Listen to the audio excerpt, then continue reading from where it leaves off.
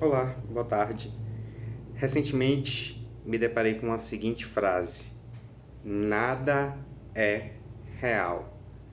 Uma frase simples, direta, sujeito, verbo, predicado, que numa olhada singela é autoexplicativa, mas que se a gente se aprofundar tanto no sentido de cada termo, individualmente, como no sentido da frase como um todo, ela nos leva a questionamentos filosóficos extremamente complexos, intensos e relevantes.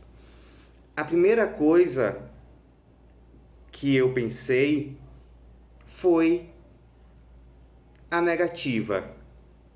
É difícil lidar com sentenças na negativa filosoficamente. Mas, além da negativa, existe a questão do sentido do nada. Pois, se eu pensar o signo nada, eu consigo encontrar um significado para esta palavra. Entretanto, se eu penso no signo nada, não me vem imagem alguma na cabeça que eu possa dizer essa imagem é representada pela palavra nada. De forma errônea, nós utilizamos o zero, nós utilizamos um conjunto vazio, nós utilizamos o vácuo para representar o nada, mas tanto o zero, como o conjunto vazio, como o vácuo, como qualquer outra tentativa de representação do nada é alguma coisa, porque nada é nada. Então, o uso desse termo impossibilita um raciocínio posterior sobre a sentença, de forma que precisaríamos de um pensamento metafísico intenso para entender o que é nada.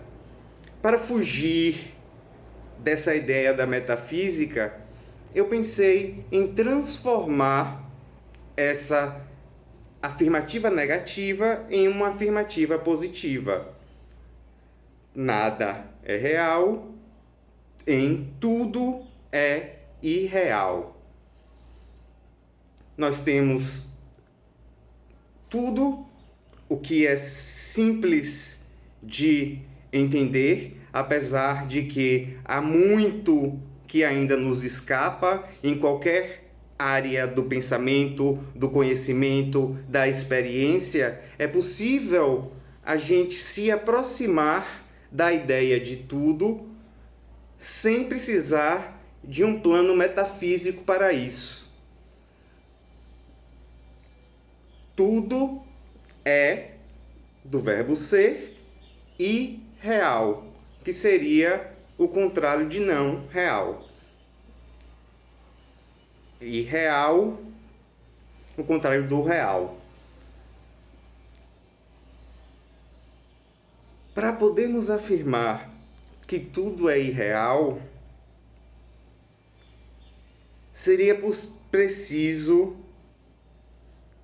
ir contra alguns pensamentos filosóficos que criaram bases de realidade.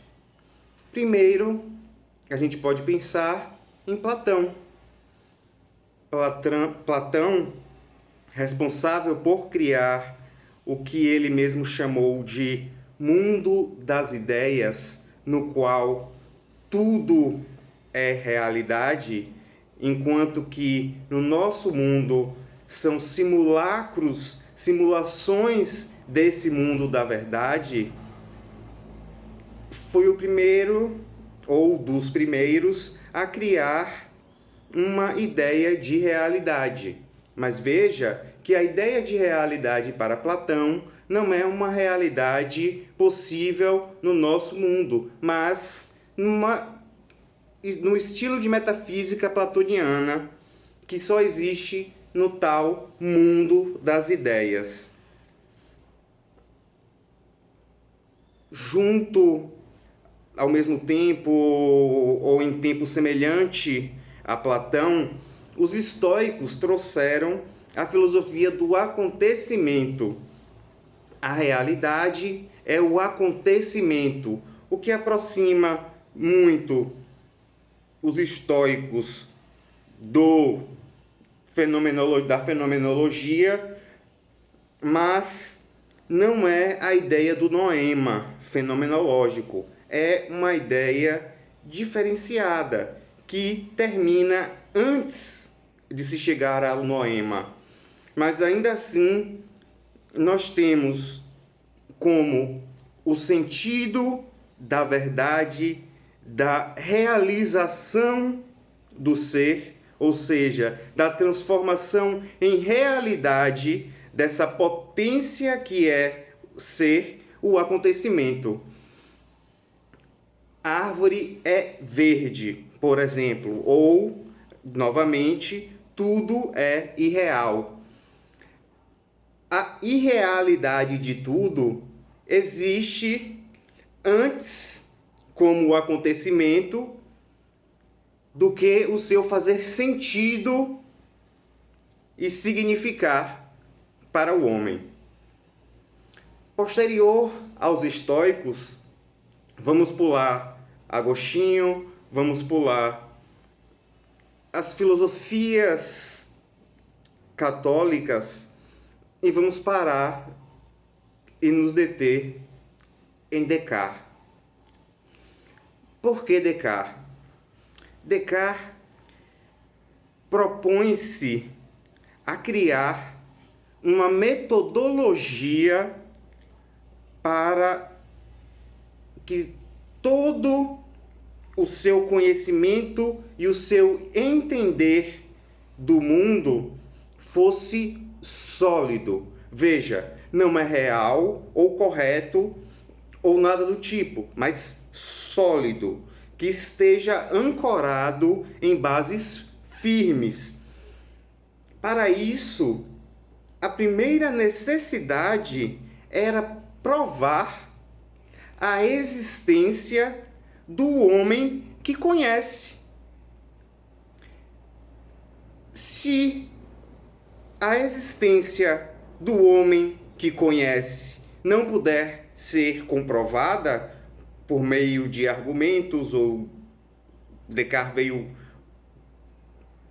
2 séculos aproximadamente antes das experiências científicas, mas então por meio de argumentos, nada do que essa persona, esse homem descobrir, propor, pensar, pode ser tido como seguro, porque não há realidade comprovada para esse homem. No raciocínio de Descartes, surge então o cogito. Cogito ergo sum. Em português, traduzimos muitas vezes como penso, logo existo. Mas esse existir de Descartes não é a existência simples, como a existência de qualquer objeto que apenas essa existência que pensa pode definir, mas é uma existência baseada no ser, que na nossa frase foi tido como nada é real. Descartes afirma que eu penso, logo sou. Sou o quê? Sou real, capaz de criar bases sólidas para todo o conhecimento que vier depois daqui. E é essa a existência do homem que pensa. É uma existência baseada no ser. Provando então que o ser existe, esse ser se torna capaz de observar, compreender, mesmo que posteriormente filósofos teóricos de outras áreas venham a discutir que esta visão, esta compreensão é somente a partir de si, de suas crenças, de seus ideais, é uma construção de conhecimento baseada no próprio homem que constrói esse conhecimento, não há como negar que essa base sólida, criada e proposta por Descartes, ainda hoje é tida como verdadeira. Por quê? Porque apesar da unicidade de pensamento de cada homem, existem teorias que se tornam leis, que se tornam regras, em muitas, se não em todas as áreas do conhecimento, porque são interpretadas por muitos pares, porque são testadas em diversos laboratórios e de diversas formas diferentes. A realidade é que, enquanto muitos de nós que fazem ciência tentam comprovar que os seus experimentos são verdadeiros, os verdadeiros filósofos e cientistas tentam comprovar que os seus pensamentos, as suas ideias, as suas teses são falsas. Tentam de todas as formas possíveis, com todos os experimentos possíveis, buscar a falsidade, o erro que existe em suas proposições. Por duas razões. Se eu não encontrar um erro, significa que a minha proposta, a minha tese, o meu teorema sobre tal assunto está adequado. Se eu encontrar um erro, eu serei capaz de buscar uma outra forma, um outro argumento para corrigi-lo. Quando nós afirmamos nada é real ou tudo é irreal, já percebemos que o ser, o eu que pensa é real. E que aquilo que se baseia no ser que pensa, ainda que errado ou ainda que fora de contexto, ainda que não possa ser completamente considerado real, porque existem muitas coisas que pensamos que só existem por meio da metafísica, como Kant demonstrou em sua crítica da razão pura, por meio da geometria, do tempo e outros conceitos como espaço e etc. Há também solidez suficiente para que algumas dessas afirmações sejam verdadeiras, transformando a frase tudo é irreal em uma falsidade. Ok? Obrigado. Desculpa aí qualquer coisa, não quis ofender ninguém, essa é só a minha ideia, uma discussãozinha simples.